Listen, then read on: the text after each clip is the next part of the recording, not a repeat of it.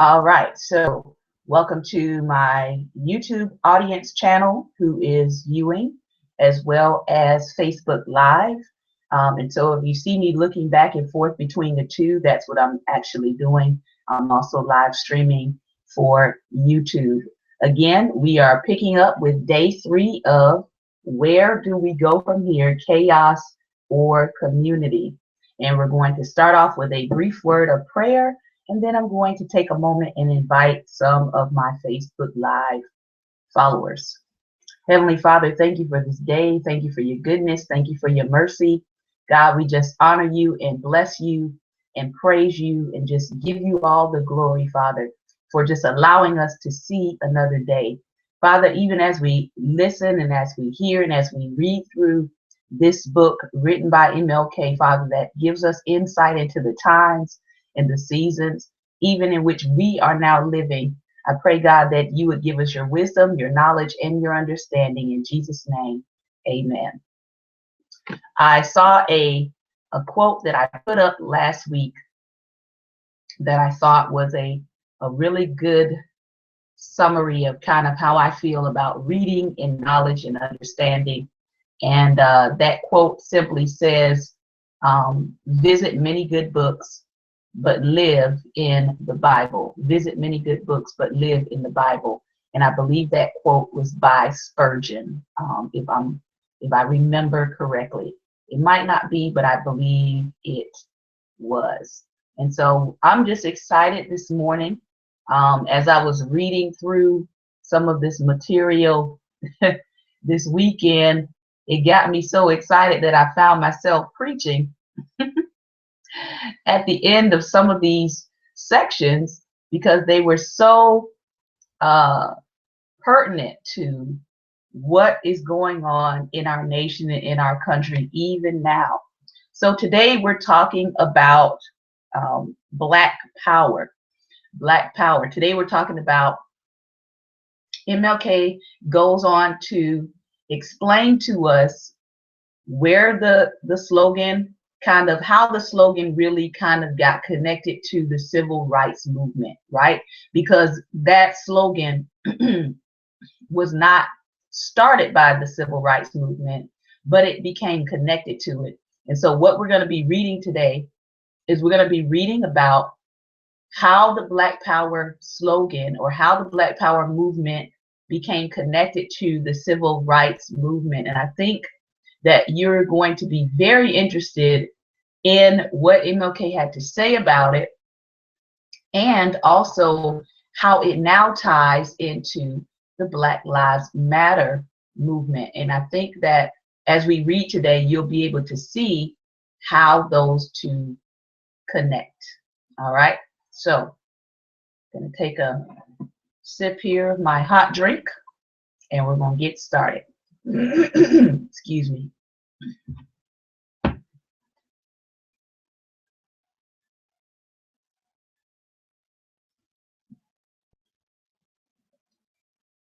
All right. Black power. James Meredith has been shot. It was about 3 o'clock. It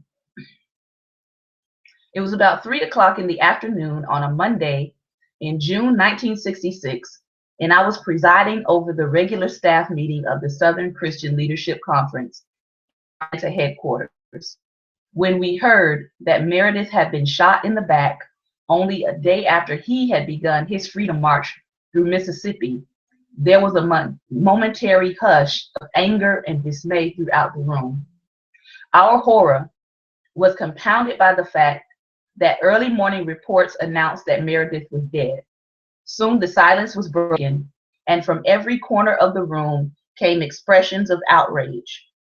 The business of the meeting was forgotten in the shock of this latest evidence that a Negro's life is still worthless in many parts of his own country. So right off the bat here, MLK is now tying in what many people can't seem to still get in 2016. He says, this news was latest evidence that a Negro's life is still worthless in many parts of his own country. So if people want to know, hold on one second, I'm going to have to reconnect our,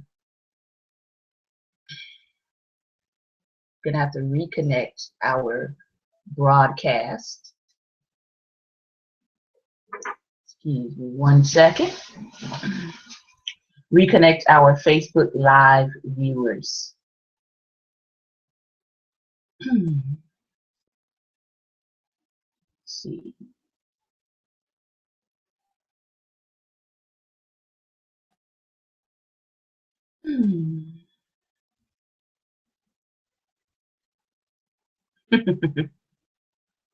How interesting. Okay, let's see what we can do here.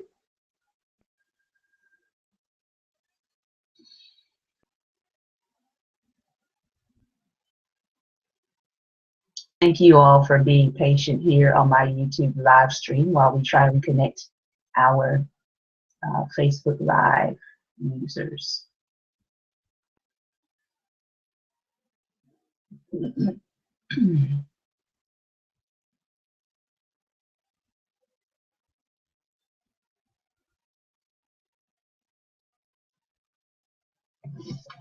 Okay, let's see.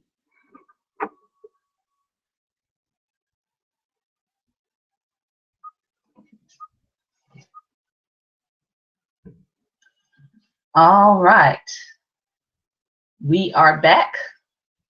Let's see if we can invite some fellow followers back in.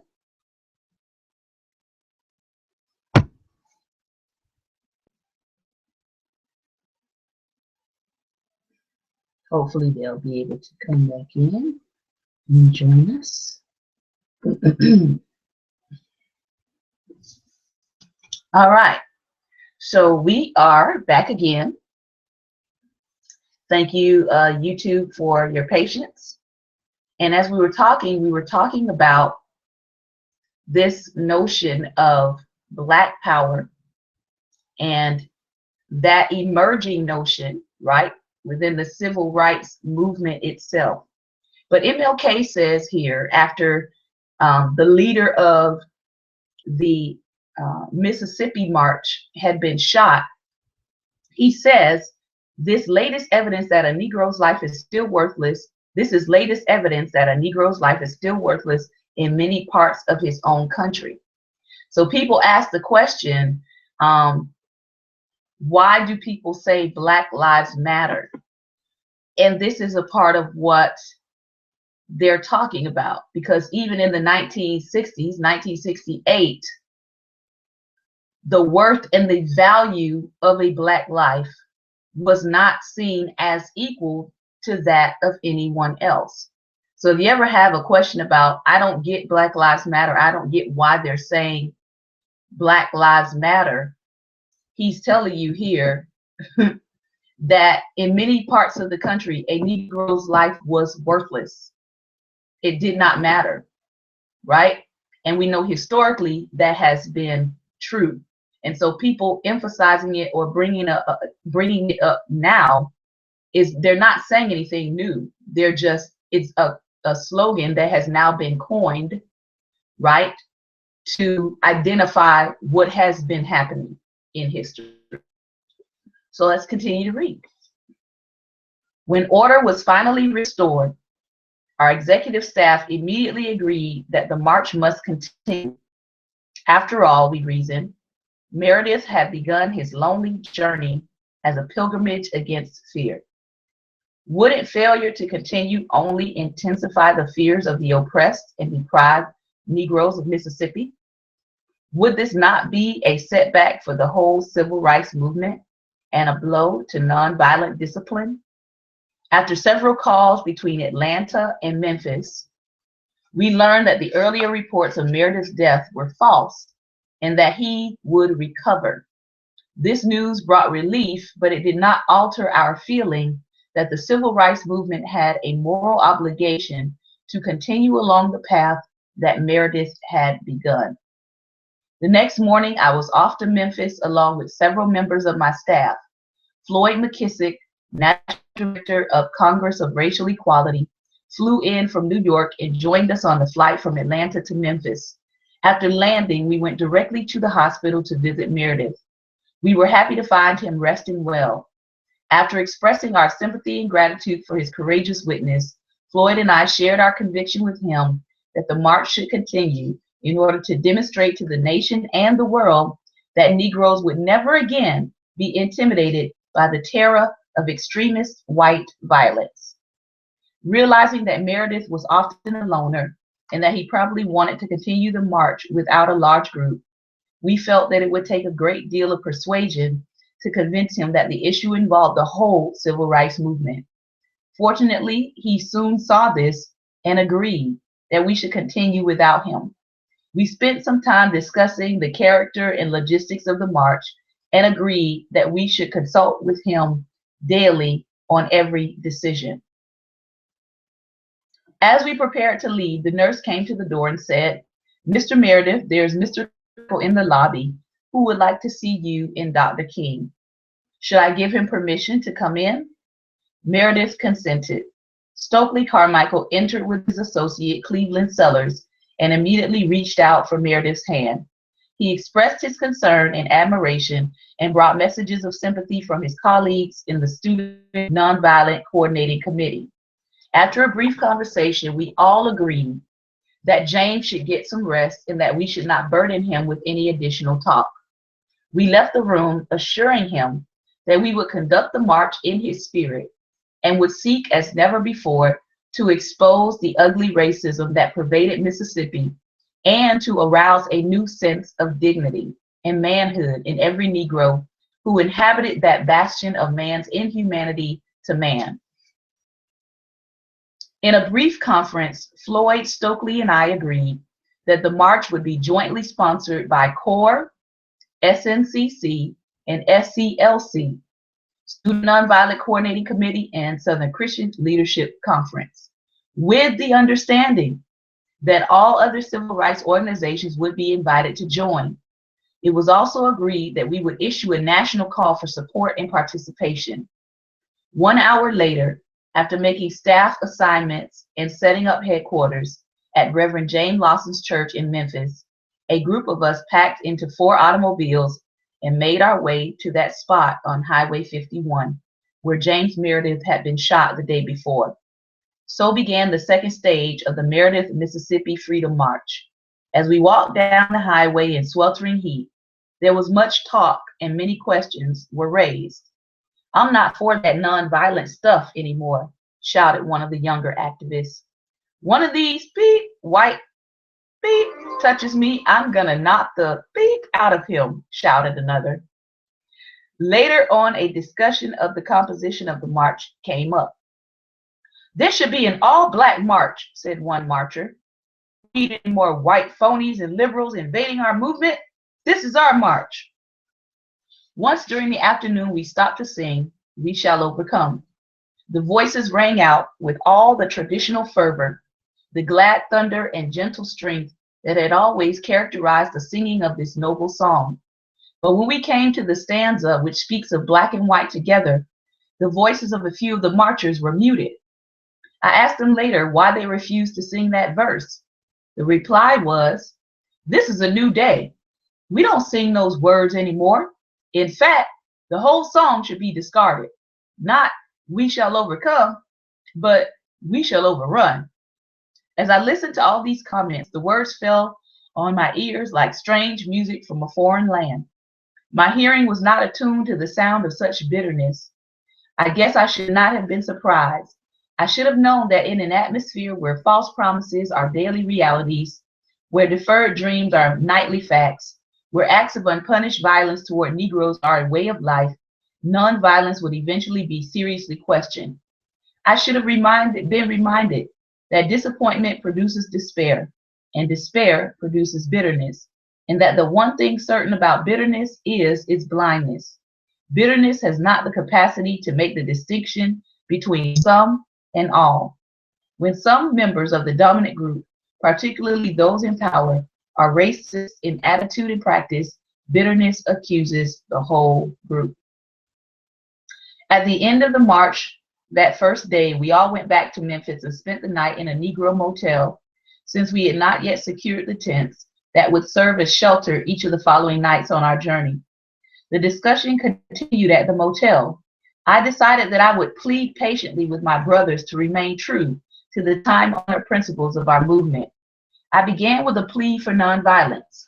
This immediately aroused some of our friends from the Deacons for Defense, who contended that self-defense was essential and that therefore nonviolence should not be a prerequisite for participation in the march.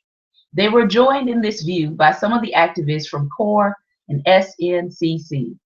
I tried to make it clear that besides opposing violence on principle, I could imagine nothing more impractical and disastrous than for any of us, through misguided judgment, to precipitate a violent confrontation in Mississippi.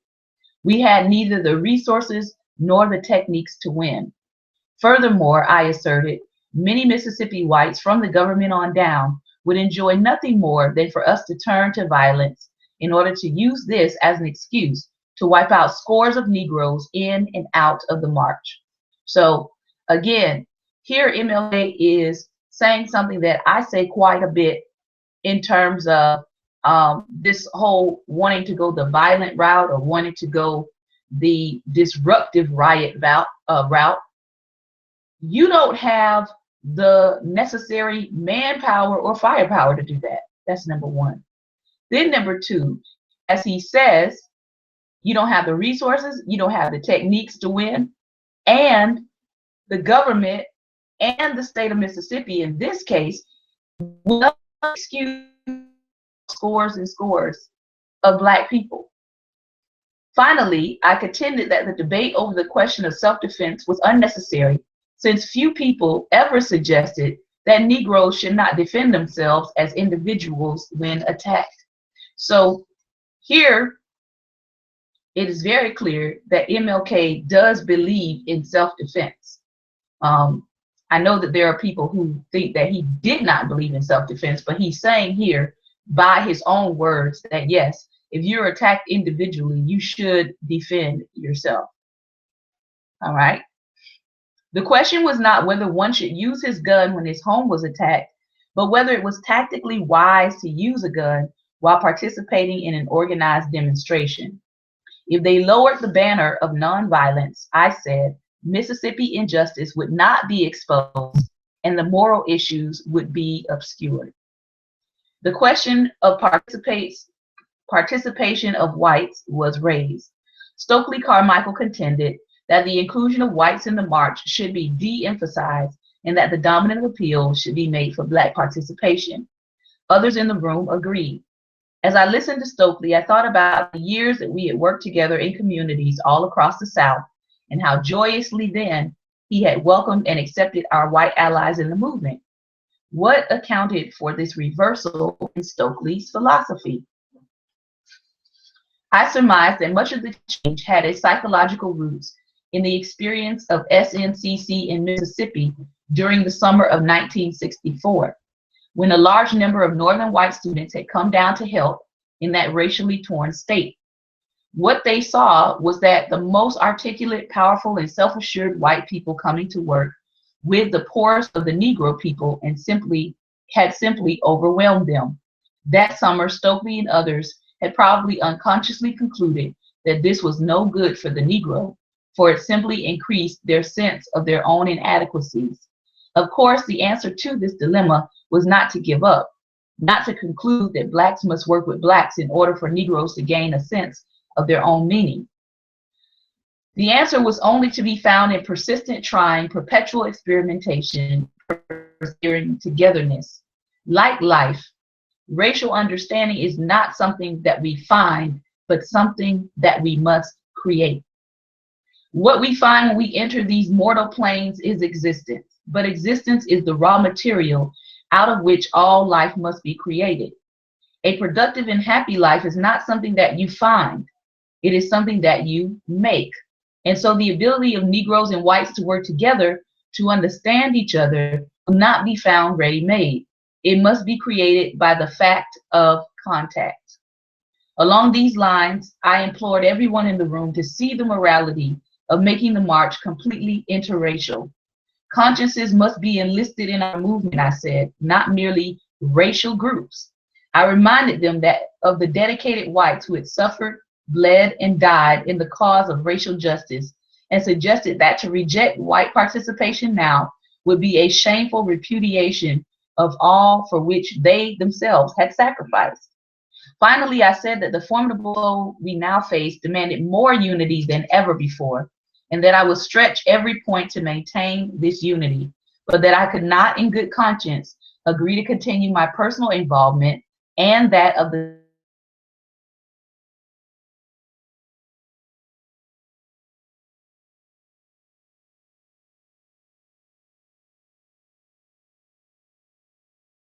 we agreed that we would unite around these principles as far as the march was concerned.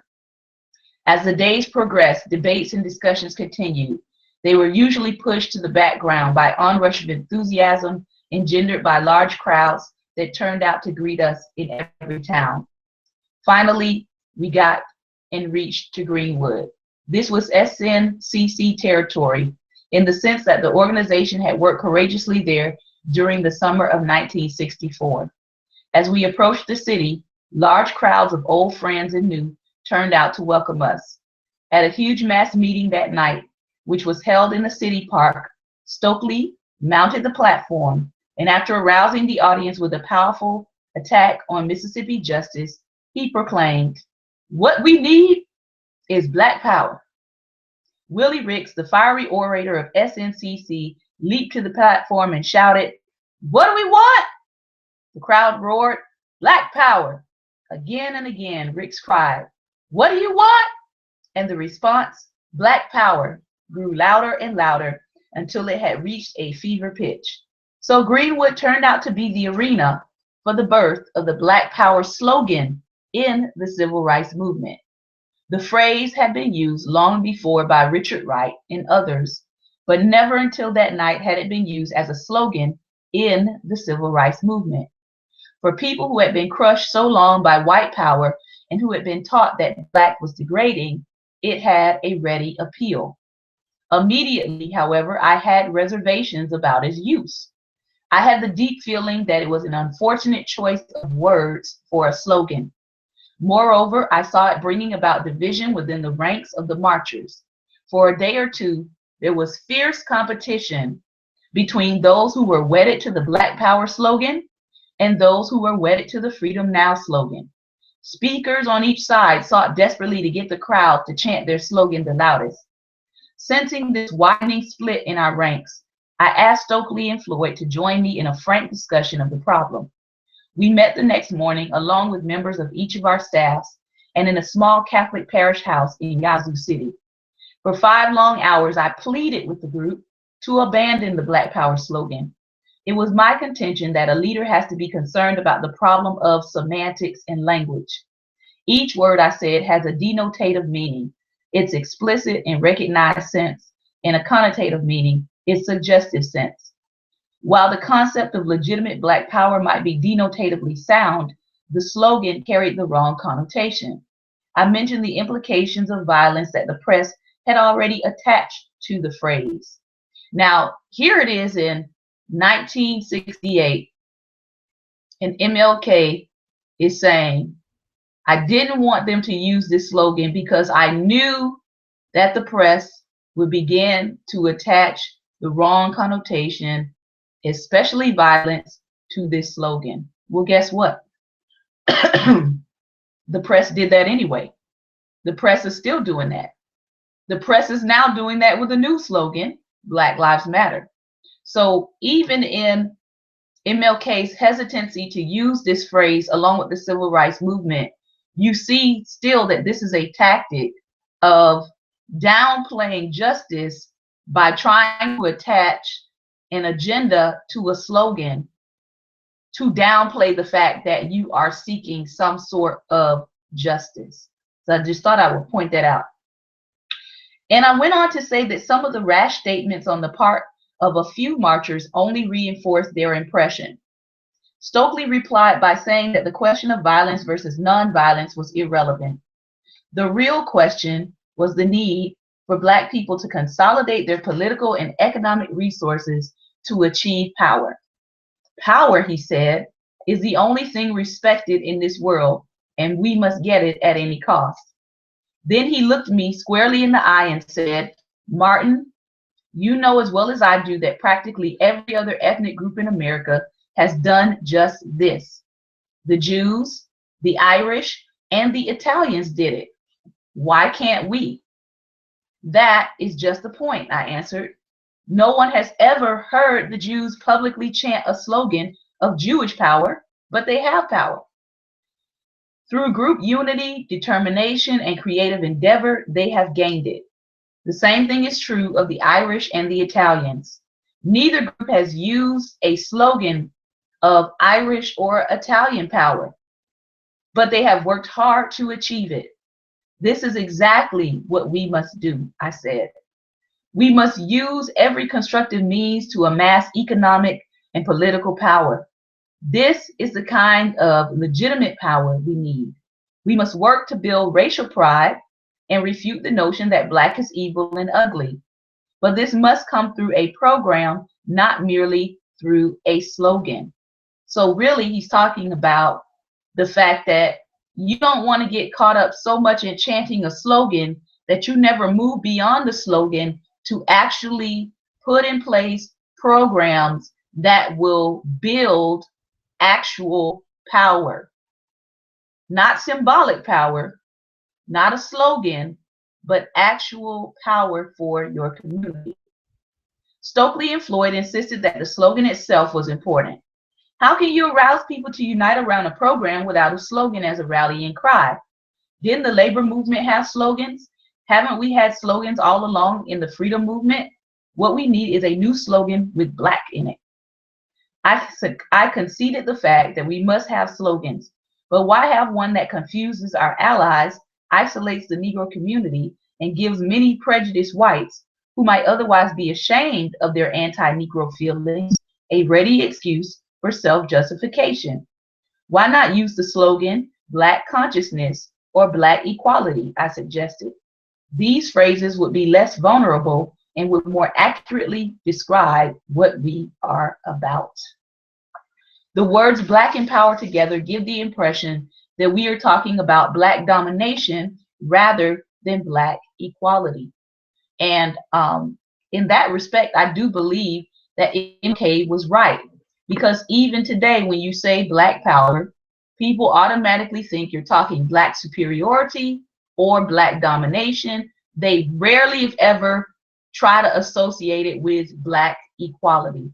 They always try to tie that phrase to something that is violent rather than Black people recognizing their worth, recognizing their value, and being more proactive about how they saw themselves in society and changing how society saw them. So in that respect, I do believe MLK was right. Stokely responded that neither would have the ready appeal and persuasive power and force of Black power. Throughout the lengthy discussions, Stokely and Floyd remained adamant, and Stokely concluded by saying with candor, Martin, I deliberately decided to raise this issue on the march in order to give it national forum and force you to take a stand for Black power.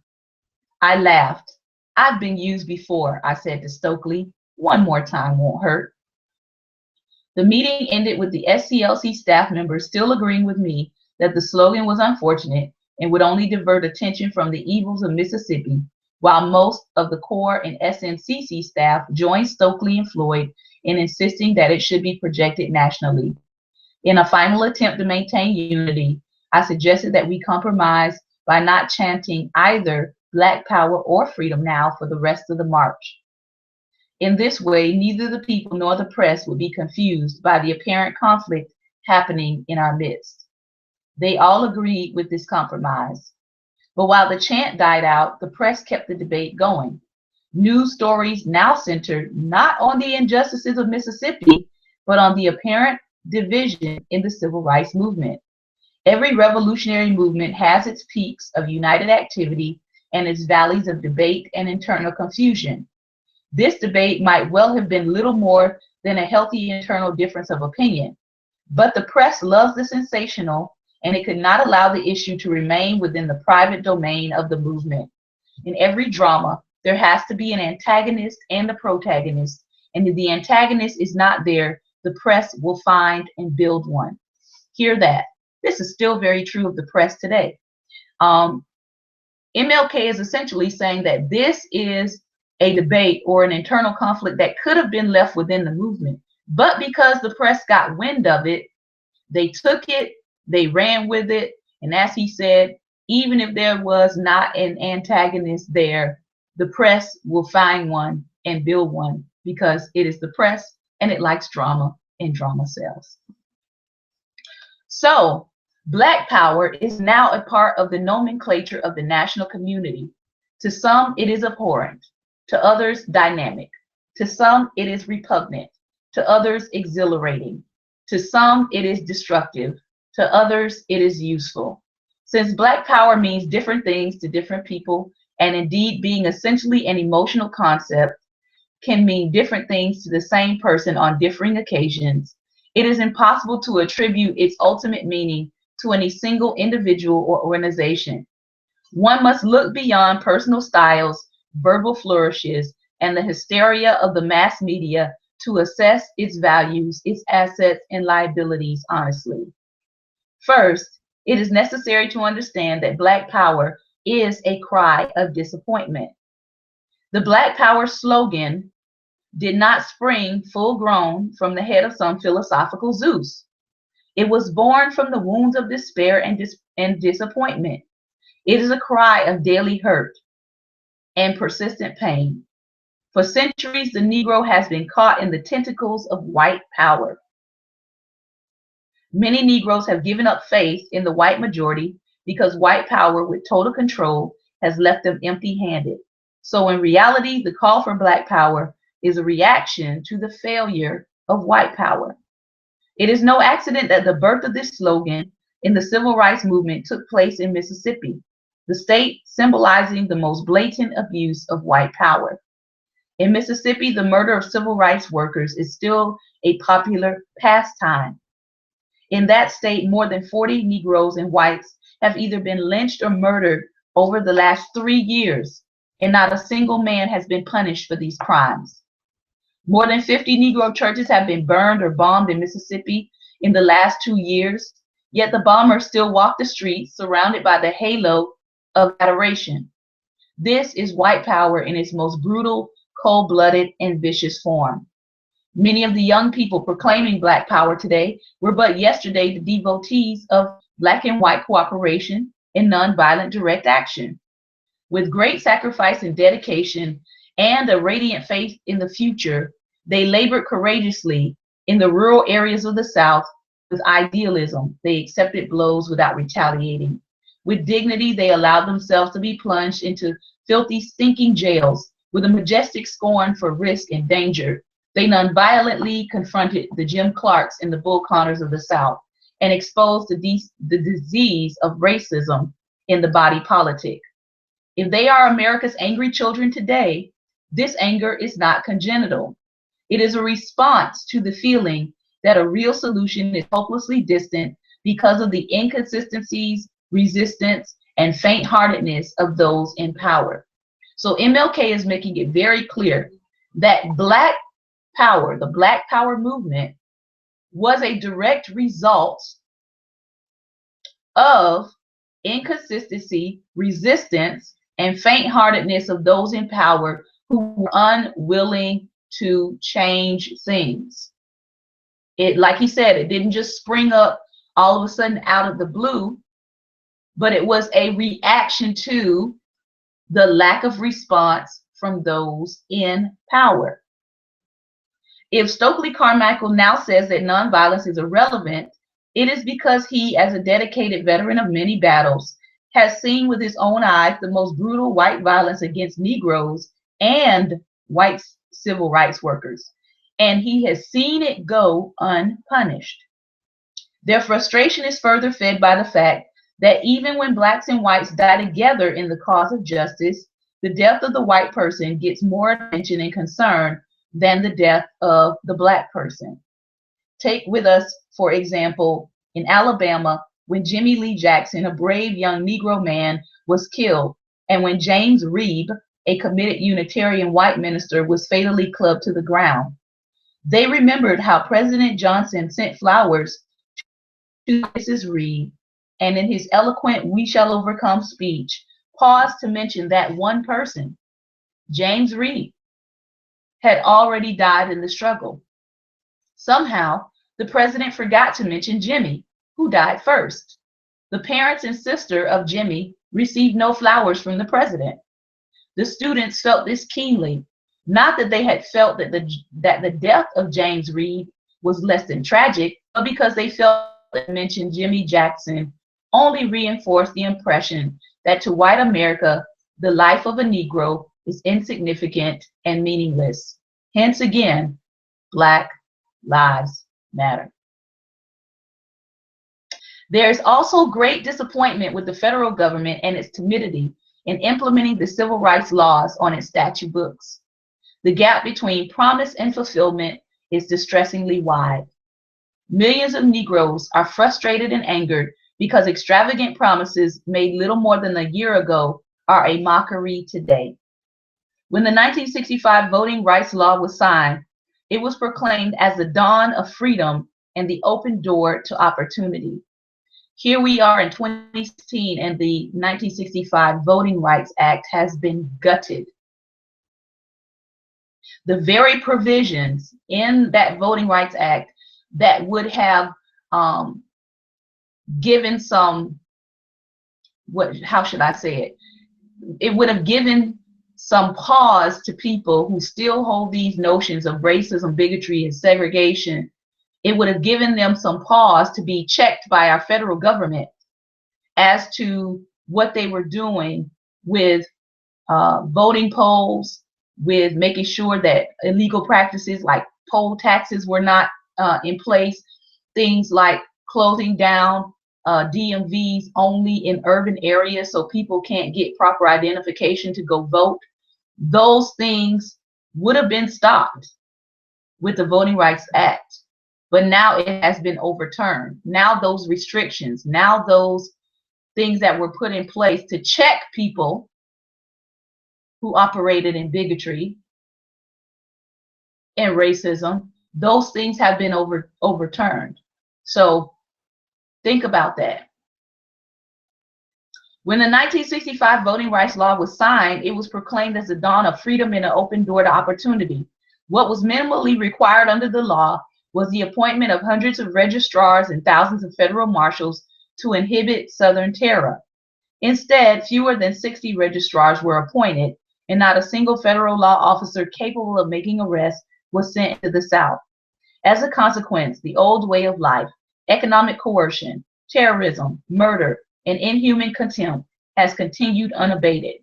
This gulf between the laws and their enforcement is one of the basic reasons why Black Power advocates express contempt for the legislative process. The disappointment mounts as they turn their eyes to the North. In the northern ghettos, unemployment, housing discrimination, and slum schools mock the Negro who tries to hope. There have been accomplishments and some material gains, but these beginnings have revealed how far we have yet to go. And even in MLK's time, when he talks about how far we have yet to go, think about in 2016 and how far we have peeled back actual rights. Not just in attitudes of some, not just in behaviors of some, but even in the very laws that were designed to begin to give equality in the first place. The economic plight of the masses of Negroes has worsened. The gap between the wages of the Negro worker and those of the white worker has widened. Slums are worse, and Negroes attend more thoroughly segregated schools today than in 1954. The Black Power advocates are disenfranchised with the inconsistencies in the militaristic posture of our government. Over the last decade, they have seen America applauding nonviolence whenever the Negroes have practiced it. So yes, as long as you are practicing nonviolence, we're good with it, right? They have watched it being praised in the sit-in movements of 1960, the Freedom Ride of 1961, the Albany movement of 1962, the Birmingham movement of 1963, and the Selma movement of 1965.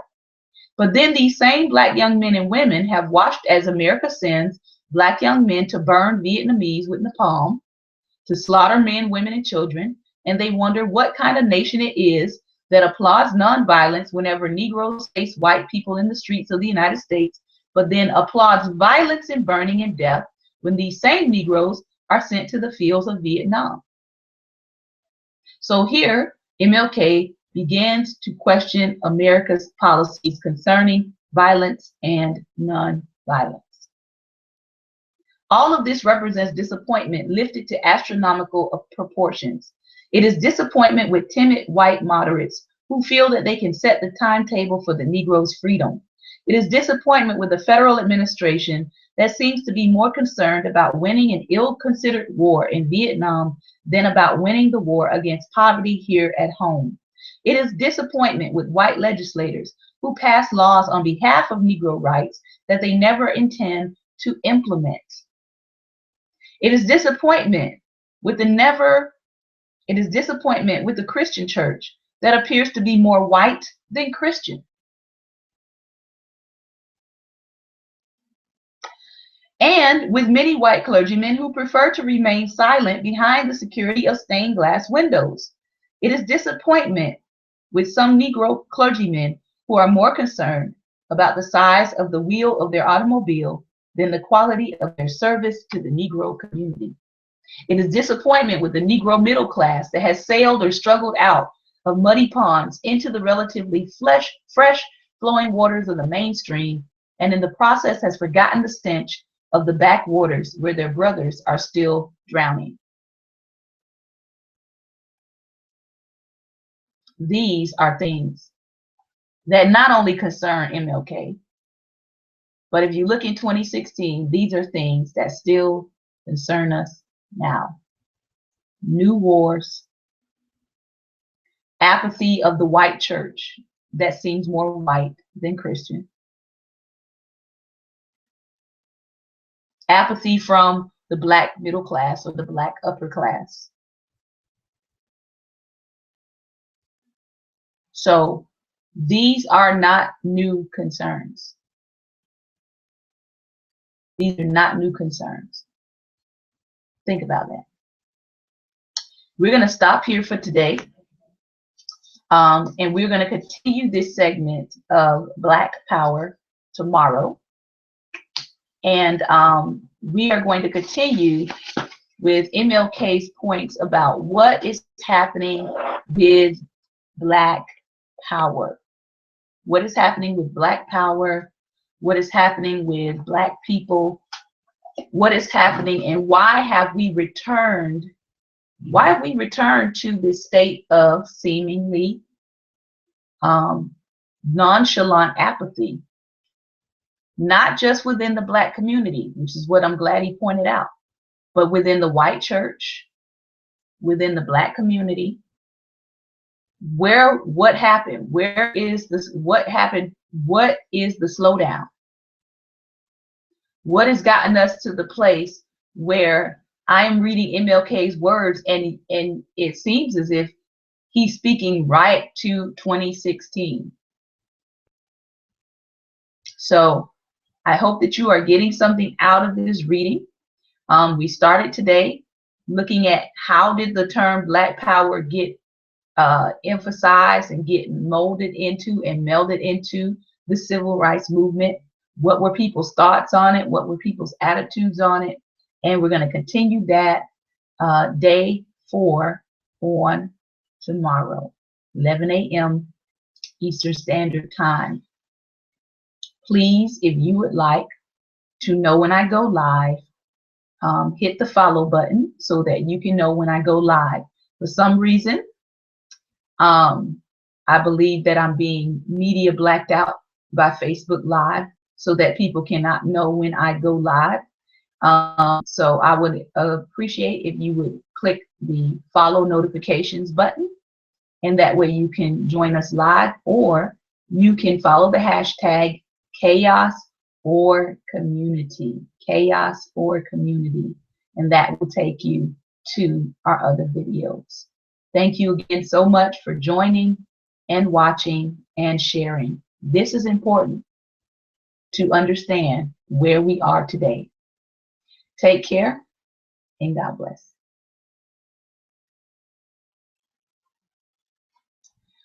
All right, so as you can see, we were having some technical difficulties